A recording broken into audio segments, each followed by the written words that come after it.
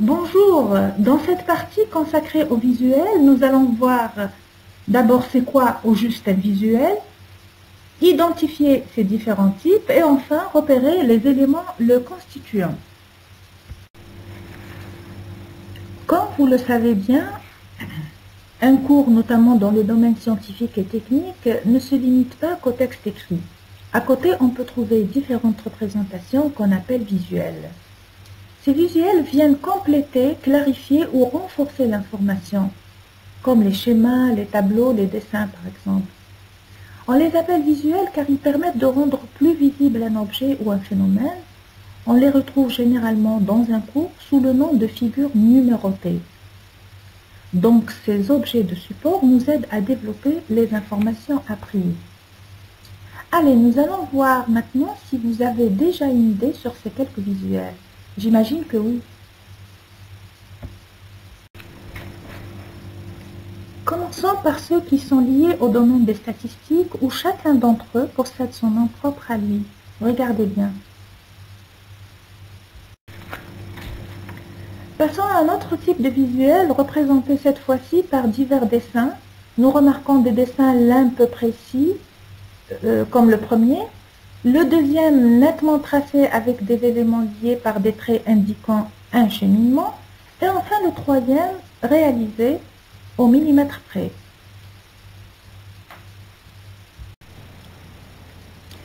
Qu'il s'agisse de représentations graphiques de données statistiques ou de dessins, les visuels sont classés selon deux grands types, la représentation ou image d'un objet et la représentation graphique d'un concept. Nous allons dans ce qui suit présenter les visuels appartenant chacun à l'un des deux grands types de visuels avec ses caractéristiques. Alors essayez d'être attentif car vous allez déduire par vous-même qu'est-ce qui distingue un visuel appartenant au type des représentations ou images d'un objet d'un visuel faisant partie des représentations graphiques d'un concept. Commençons par le premier grand type qui est la représentation ou image d'un objet, où nous essayerons pour chacun des visuels présentés et illustrés par des exemples de répondre à trois questions. Quelles sont ses caractéristiques? Que permet-il de visualiser? Et enfin, peut-il aider à la construction d'un objet? Le croquis, comme il apparaît sur cette diapo, c'est un dessin fait à main levée qui note les traits essentiels et caractéristiques des objets en grande ligne, sans mesure ni calcul. Il s'agit là d'une ébauche, la première forme donnée à un objet. Il n'aide pas à construire l'objet, mais il aide par contre à avoir une idée sur la forme et l'aspect global. Voici d'autres exemples de croquis. Croquis d'un meuble, d'un système technique, d'un appareil photo et d'un engin de construction. Passons maintenant à l'épure. L'épure est un autre type de représentation. C'est un dessin à l'échelle. Il s'agit également d'une ébauche, d'un jet, qui peut être représenté sur un ou plusieurs plans, ce qui permettra sa construction. Rappelons qu'une échelle est le rapport entre la mesure d'un objet réel et la mesure de sa représentation. Voici encore deux exemples d'épure, l'un visualisant les différentes vues d'un dessin technique, l'autre une charpente pour la construction d'une maison. Le troisième type de dessin faisant partie des représentations ou images d'un objet est le dessin d'ensemble, appelé aussi plan d'ensemble, qui est le dessin d'un mécanisme complet ou bien partiel, permettant de situer chacune des pièces qui le composent. Les pièces sont dessinées à l'échelle et à leur position exacte, afin de donner une idée concrète du fonctionnement du mécanisme. Vous avez ici deux exemples, celui d'un moteur thermique. Le deuxième représente un système de tronçonnage utilisé pour le découpage des barres d'aluminium. Par opposition au plan d'ensemble, nous avons le plan de détail ou le dessin de définition, qui est le dessin d'une pièce ou d'une partie d'un objet projeté sur un plan avec tous ses détails. Un dessin de définition indique la forme et les dimensions d'une seule pièce dans un but de la construire. autre type de dessin qui est le schéma. C'est un dessin ne comportant que les traits essentiels d'un objet afin d'indiquer non sa forme, mais ses relations et son fonctionnement. Donc la forme de l'objet ne nous intéresse pas, mais c'est plutôt ses relations entre les éléments de cet objet et le fonctionnement, car ils permettent de visualiser généralement un cheminement. Nous avons ici deux exemples d'un schéma de circuit électrique, l'un simple et l'autre complexe. Concernant le schéma, il faut savoir qu'il existe autant de schémas que de domaines. Nous avons ici deux exemples intéressants. Le schéma hydraulique, schéma de principe de production d'eau chaude. Le deuxième, c'est le schéma électronique du détecteur de proximité, précisément détecteur de métal par résonance. Nous arrivons là à la représentation graphique d'un concept. Commençons par le diagramme. Le diagramme, qui est la représentation graphique du déroulement ou des variations d'un ou de plusieurs phénomènes ou du fonctionnement d'un ensemble. Il peut être utilisé dans tous les domaines, en particulier les statistiques.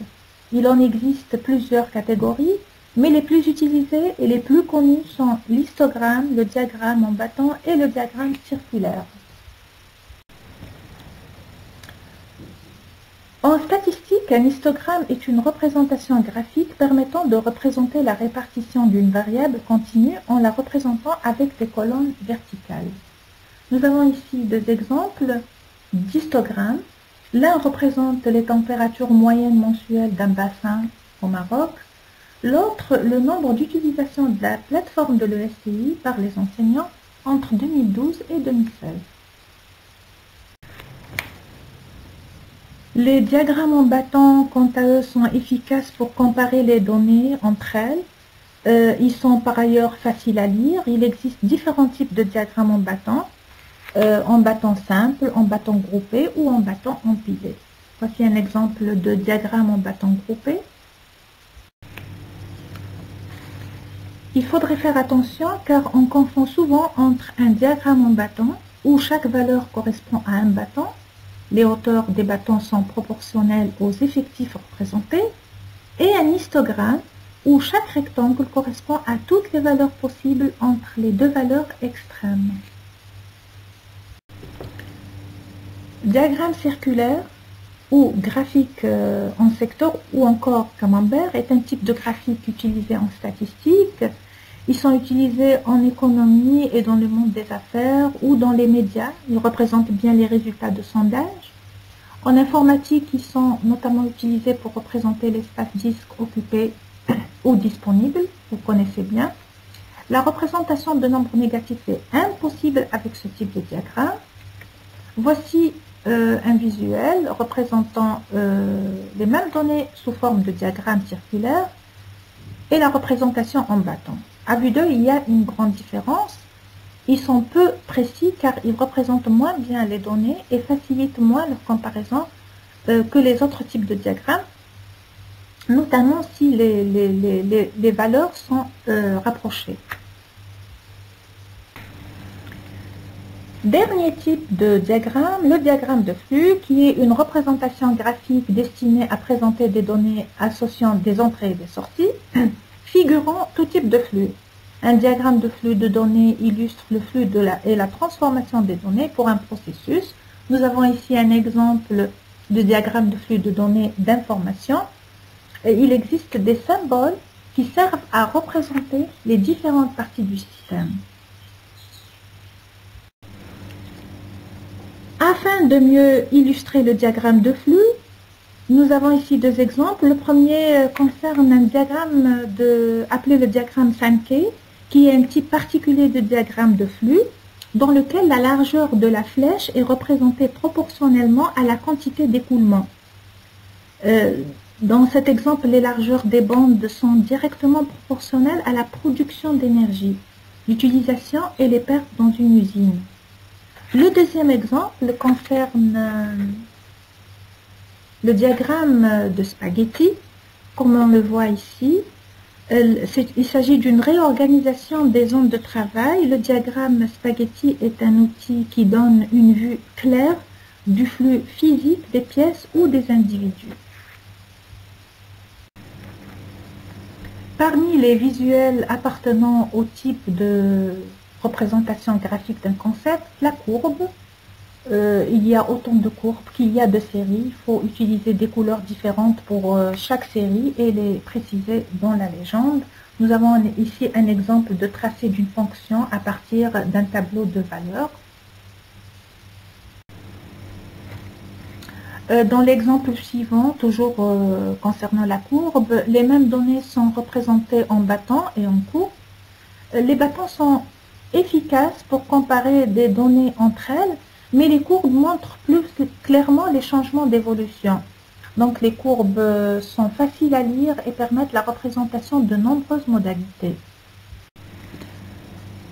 Quant au graphe, il est constitué par un ensemble de points appelés sommets ou nœuds, reliés par des traits appelés arêtes ou arcs. Ça peut être des villes, des personnes, des réseaux d'ordinateurs. La position de ces points n'a pas d'importance, seules les liaisons entre les points comptent. Vous avez ici un exemple qui illustre des graphes à différentes positions. Nous avons aussi un deuxième exemple qui montre un graphe en toile d'araignée au radar,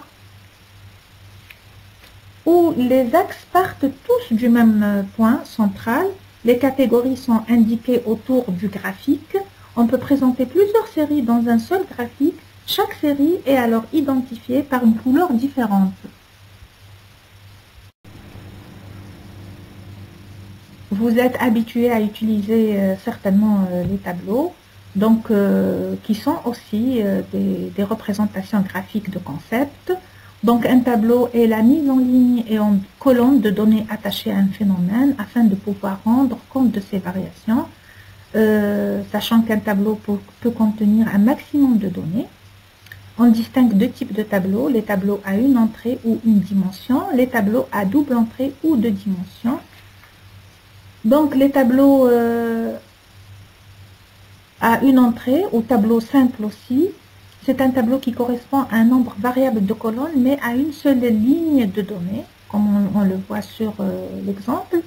Et le tableau à double entrée, c'est un tableau qui comporte plusieurs lignes de données, mettant en relation des éléments qui vont se croiser horizontalement et verticalement. Pour lire un tableau à double entrée, nous devons faire correspondre donc les lignes aux colonnes.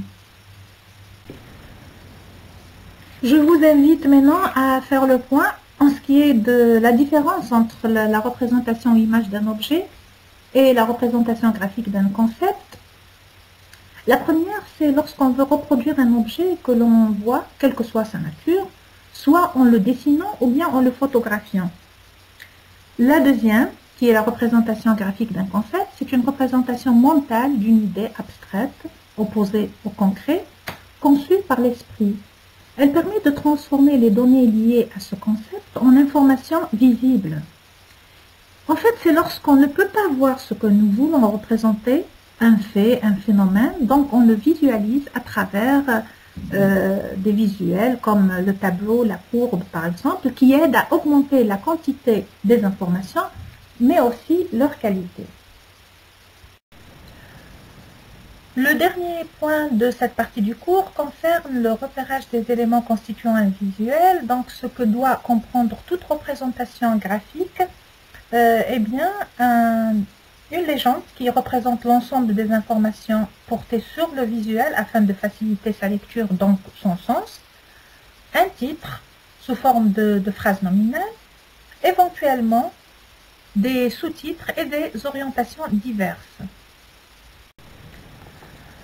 En réalisant des visuels, il faut donc penser à les faire accompagner d'une légende explicite et au besoin ajouter des repères comme des flèches nécessaires à la compréhension. Voici donc un exemple d'un visuel qui représente des courbes avec titre et légende.